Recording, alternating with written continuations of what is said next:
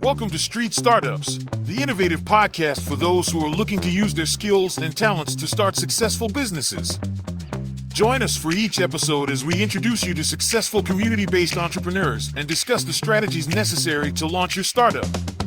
Join startup strategists Tracey and C.J. to learn more about what it takes to be a successful entrepreneur in your community. Hey everybody, welcome back to another exciting episode of Street Startups. I'm here as always with my partner Tracey. How are you, Tracey?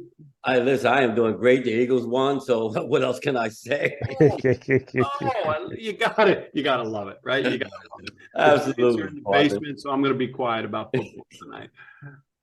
Listen, a little sad about the Giants and football, but boy, I couldn't be happier about our guest tonight. We have probably one of the most exciting folks that we've had in a long time, because he crosses paths with both of us at various times in our careers, which has never happened before.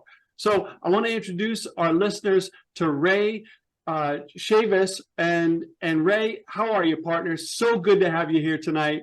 You are just the one of the top guests we've had in terms of entrepreneurial learning.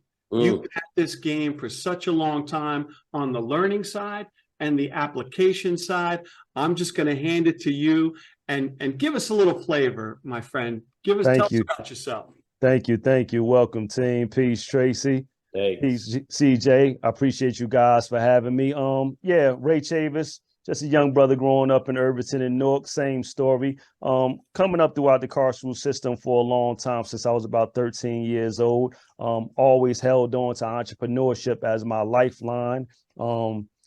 Got introduced to entrepreneurship attending Central Ward Boys Club as a child. I grew up in Central Ward Boys Club. In the 80s, there was a man named Steve Mariotti, and he introduced me to the word through my brother, entrepreneurship. And I held on to that word. It was the biggest word that I learned back then, and I had never knew of it before, but somehow I knew that it was for me. It gave me the ability to feel like I could be great at something. And this wasn't something that was taught at the schools.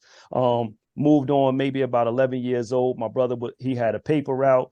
He went to start cutting hair or going to the golf course. He passed the paper route on to me at 11 years old. At 11 years old, I learned how to run my own business. I learned the importance of efficiency, being there on time, customer service, and ultimately managing your money properly. I moved on.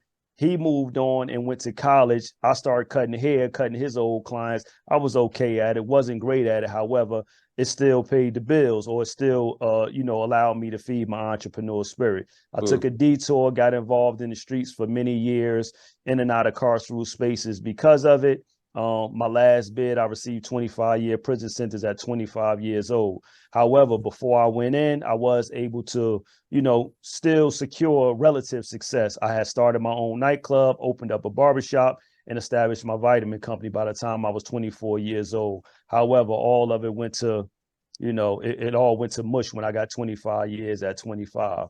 Throughout my time, I wound up, I still was cultivating that spirit, still reading around international trade, still reading around real estate, still reading about personal fitness training. And the irony of me reading about personal fitness training and that being the first business that I started when I came home, I never cared too much about school, never liked formal education. However, gym was something that I always got an A in. Always did the most pull-ups. I always could pull a rope to the top and sign my name. I could always do the push-ups. I could always run. So fast forward, after my incarceration, before my incarceration, before my release, I was offered the opportunity to attend formal education. I earned my associate's degree through the New Jersey STEP program, which gave me the opportunity to attend Rutgers and earn my bachelor's degree. Wow. While I was in a halfway house, I secured my bachelor's degree in political science. I got released into COVID. Who would have ever known? Just got released from prison, and now we're back on lockdown. It didn't stop me. I'm still at the park every day. And as I'm at the park every day doing what I do, because it's not only an outlet for me, exercising, it was therapeutic for me. Individuals were walking by asking me, was I a trainer? I said, yeah, I'm a trainer. I went home, researched how I become certified, looked up ISSA certification, got certified within a couple of months. Within 3 months, I had a portfolio of clients. I'm training them in the park, A few months later, I think some of the gyms started to open up. As the gym started to open up, I got near, started secure more training. The gym pretty much liked me. So I started establishing HIT class. They put me in charge of the intense interval training classes, and I started training there. While I was doing that, I was offered a job with a nonprofit organization in Newark, New Jersey called Newark Community Street Team, doing community violence intervention work, where I was able to show up to work as myself, use my lived experience to try to save the lives of individuals that went down similar paths of mine and repair the community that I helped destroy. As gratifying as that was, and as gratifying as personal training was, I took on both roles, and I was burning from both ends. From 6 o'clock a.m. to 10 o'clock p.m., I'm working. I'm either training or I'm working. Shortly thereafter, I approached two partners that came through the system with me and that also participated in the Mountain View program. I said, hey, we need to start a real estate a business, not only for ourselves, but for other brothers coming through the system, so that way we can show them that there's a way that they can make money or they can get into this real estate industry. One accepted, one declined, said that he wasn't there for me. Lo and behold, we established another business. So that's my second business, and I wasn't even home 2 years, and I established my second business. My second business was the real estate business. We secured a home from a wholesaler within months of establishing that business. I'm currently now on my fourth home, being home 3 years from prison, having established 2 LLCs and 3 promotions with my current job. So that's my story right now. And I'm just a believer that if you stay on the right track and you continue to do the right thing, and you stay true to yourself and you stay disciplined, determined, you'll persevere. Wow. That's amazing. Love it. Love it. Love it. Tracey, go ahead. Yeah, that's it's so many nuggets I can pull from there, Ray. So many parallels to your life, the way you grew up, where you come from, where you are today, your entrepreneur spirit. We say it here all the time, especially on Street Startups, that when we hear these stories, these entrepreneurial journeys, from ideal to concept, I know you had a lot of time to think about everything that you're putting in plan today. Let's talk a little bit about when one comes home, the mindset. As you said, you always was an entrepreneur. We tend sometimes to go off the wrong track and end up, in the system. But you came back. You came back and you used everything that you learned from previous years to be the successful person you are today. Talk a little bit, Ray, about those transferable skills. I really believe, and this is why me and CJ love teaching inside the prison, because that's where those skills lie. Like, talk a little bit about those transferable skills that you use today for your success. Absolutely. So transferable skills, when we're talking about that, we're talking about what some call hustling and what some call entrepreneurship. Same thing. It's just about the positive versus the negative. A lot of negative connotation come with hustling. People automatically think that it's something for nothing. That's not necessarily the case. That's just the narrative that somebody is trying to sell you. Ultimately, if you had hustle when you were doing the negative, you take that hustle, you just apply it to something positive and you'll be successful. And so that's all I did. Ultimately, like you said, I still had the entrepreneurial spirit while I was inside. I just abstained from my negative activities and I directed all that energy towards things positive. I paid attention while I sat inside. Many comrades will attest to this. We watched Shark Tank religiously.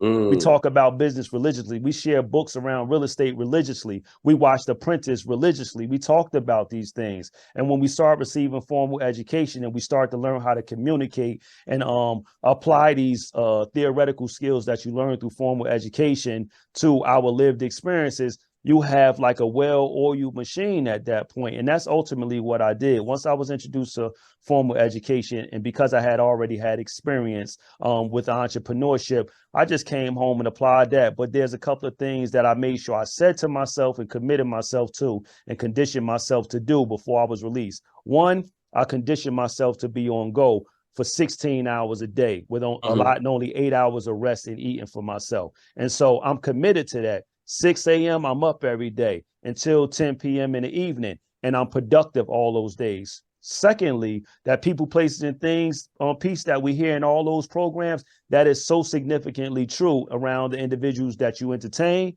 and the conversations that you entertain. One, coming home, you don't really have time to rap about no nonsense, gossip, negative stuff, because that'll either keep you at a standstill or take you backwards. But two, it's taken away from something. So that people, places, and things is a real thing out here. And then third, to the point around networking, which correlates to the people, places, and things. The people, places, and things only matter if it's related to your network. And your network is certainly contingent upon your net worth. So are you going to make sure the people, places, and things that you're around are adding to you and pouring into you, and you're staying away from the old things? You go back to the old thing when it's time to help them, when you have enough footing to go back to help. But two vulnerable individuals, or two negative individuals, or two individuals that aren't really doing right, y'all ain't got no business being together.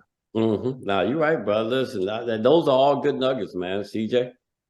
Brilliant stuff, Ray. Thank you. And what I love is everything you just shared applies to everyone, no matter whether they coming home from prison or not, right? But let's focus on you as a lifelong learner. How old were you when you took that class with Steve? The entrepreneur class that I took with Steve Mariotti was in 87. So shit, it was almost 40 years at this point. Yeah. And the irony is that I didn't take the class directly. My older brother took the class, and I learned through him. So I know who Steve Mariotti is through him. Yeah, I learned about entrepreneurship through my brother because he came home and he talked about Steve. He came home and talked about entrepreneurship. And me being the youngest brother of three, I just remember all these things. And then an article came out, and one of my comrades is still at East Jersey State Prison, Zumar Daniels. He also was in an article. My brother's name is Kenneth Chavis. He was in an article, and Zumar Daniels was in an article that Steve taught at Central Ward Boys Club for being some of the young and upcoming entrepreneurs. So it's funny because I didn't get a chance to interface with Steve. However, I hold his name and the idea of entrepreneurship in my head for the last 40 years. Wow. Amazing. Amazing. I didn't know that part of the story, right? We've talked and look, it just shows the power of a great teacher, right? Yeah. And Steve is certainly a great teacher. And while he was teaching at Central Ward, I was teaching over at Broadway unit for the Boys and Girls. On Hawthorne with Miss Banks and them. I know. So it's just amazing synergies there. But what I really want to focus on is you continued your education and tell folks, I mean, you just graduated from another entrepreneurship workshop at NJIT at the Innovation Center there. And tell us about that. And tell us why you went back to school. You're running businesses. You've already been trained in entrepreneurship. Why go back to school at this point? I go back to school because I'm dedicated to my growth and development. Any entrepreneur understand that you have to stay ahead of the curve. And in order to stay ahead of the curve, you have to stay in the know. The NJIT Innovative Entrepreneurship Program was amazing. The one distinct difference that I recognize from that to the prior entrepreneur program is the individuals like Tracey that came to tour us here with lived experiences, with an experience that I could connect to. So I was already connected to entrepreneurship. But when you see your future, like I see in Tracey from myself, when you see an individual that have been down the same roads and have been able to come successful, it just expresses validation for me. Secondly, the network is very important. When I meet the likes of John Harmon or Gerald Whitaker, of individuals that give their stories, or Malik Carey, and they tell their stories of this is where I start and this is how you have to pivot. These are the things that you have to pay attention to. Don't believe the hype that you don't work for anybody by being an entrepreneur because you work for all your customers at this point. These are the things that you can only get from interfacing with humans with lived experiences. And so that's why this program was so significant. And it resonated with me more as an individual that have had those bumps and bruises, that have had those encounters where if that explanation was not given, I may not have known, like, okay, I thought it was sweet becoming an entrepreneur. So that's the thing that I got from the most recent entrepreneurship program. And I'm going to continue down this path. And I think anything that an individual is dedicated to doing, you have to continue to keep your iron sharp, and you got to keep more irons in the fire. So that's why I do that. That's powerful. That's brilliant. Tracey? Man, that is powerful, man. It is so many things, and we have to get Ray back, CJ. We have to do a Ray Chavis part 2. I'm here for you. I'm here for you, brothers. I'm so here for you, man. But let me hone down on, because you mentioned people, places, and things, and that you only go back to help someone, and you only go back to pull someone up. let's talk a little bit about your advocacy work, Ray, because sometimes that gets lost in our day-to-day operation, because we as entrepreneurs, especially those who are formerly impacted, we come home and yes, we want to make sure that financially we're doing what we need to do as successful entrepreneurs, but that advocacy work, I told you earlier that, I spent a year help implementing the Trenton Street teams, Trenton, New Jersey, and knowing that here you are on your path to, moving up in the ranks with the Newark community street teams. Absolutely. The whole mission of the street teams is to go out into our communities, whether it's Newark, whether it's Trenton, whether it's Asbury Park, and reduce violence, reduce gun violence. Absolutely. Talk a little bit about your advocacy work, Ray. Absolutely. And certainly special shout out to my brothers Perry Shaw and Trenton Street team out there. They're my brothers, and we definitely love them and support them. So social entrepreneurship. I'm going to always tie that entrepreneurship piece in it, because we're talking about social entrepreneurship, community violence intervention, social entrepreneurship, community-based public safety, social entrepreneurship, healing individuals' trauma, that's social entrepreneurship. So this is the work that I do professionally as a community violence interventionist. My job is to go back in the community and take what I've learned and redistribute it back to the community or the most vulnerable among us. The reason why I do this is because I pull from the book of Maya Angelou and Toni Morrison that say you learn and teach, you learn and teach, you learn and teach. Not only do when you know better, you do better. When you know better, you tell everybody else how to do better. You show them how to do better. So I'm an advocate in that regard. My department is the high risk interventionist, where I have a bunch of individuals that are affiliated or associated former perpetrators in any regard. And all these individuals have decided to become change agents like myself, and they allow me to pour into them. And so it's my duty to go in my bag, to go back to entrepreneurship programs, to tap into my network, so that way I can pour into them and they can go pour into their caseload. So that's what I do as advocacy. But we do so many other things. We do trauma healing through our trauma recovery center. We offer victim services, helping individuals fill out their VCCO and act as the conduit so that for individuals that have been traumatized with their experiences with law enforcement. We have an overdose response team for individuals that don't necessarily want their records ran when they're dying from an overdose. We have individuals from the community that will come. And one of our two most significant is our Safe Passage department, where we cover down on 20 schools throughout the city to make sure children do not have to deal with bullying while they're trying to focus on education at school. And the second most significant department is our hospital violence intervention program, where we have community healthcare workers that address individuals at bedside to prevent them from retaliating and becoming re-victimized by offering them wraparound services from a community-based lens. Because we all know that when nurses or individuals that represent a system show up, sometimes we're a little skeptical of that if we're sitting in a hospital in this vulnerable position. But if individuals that live down the street as community care health workers, because we represent the community and our agency is full of individuals from the community that come back to serve, you feel a little bit more at ease to allow this individual to offer you services or be receptive of these individual services. Because after all, we're all being met at the crossroads. Yes. And who better can have this conversation, meeting an individual at the crossroad, but someone that has been at that crossroad and made that crossover. No, absolutely, man. We say it all the time in the criminal justice world. My dear friend from New York, Glenn Martin, said those closest to the problem are closest to the solutions, but further from the resources and power. And you are the epitome, and you are the example, Ray. And I can't thank you enough for everything that you do. Like I said, CJ, we have to come back and do this again.